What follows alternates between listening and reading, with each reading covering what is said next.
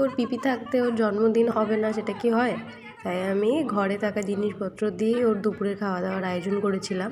আর সবাইকে লুকিয়ে একটা কেক নিয়ে এসেছিলাম ওর জন্য। ওর মুখের হাসিটা দেখছেন, কত খুশি হয়েছে ও।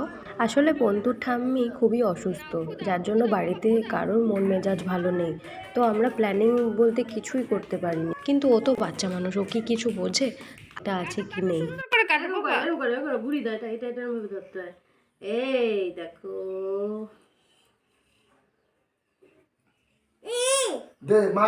আগে নিজে খেতে হয়, হ্যাঁ আগে নিজে খেতে হয়, খা। এই ছিল ওর দুপুরের খাওয়া দাওয়ার আয়োজন, আর এই ছিল কেক।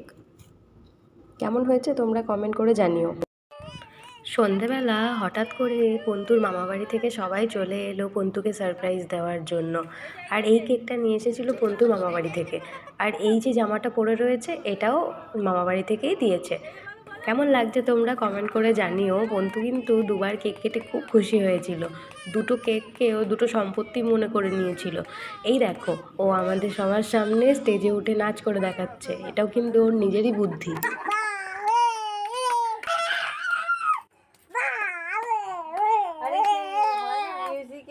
ও গান গাইছিল না নাচ করছিল না কবিতা বলছিল, তোমরাই কমেন্ট করে জানিও। আজকের ভিডিওটা তাহলে এখানেই শেষ করছি, দেখা হচ্ছে নেক্সট ব্লগে। ততক্ষণের জন্য বাই বাই।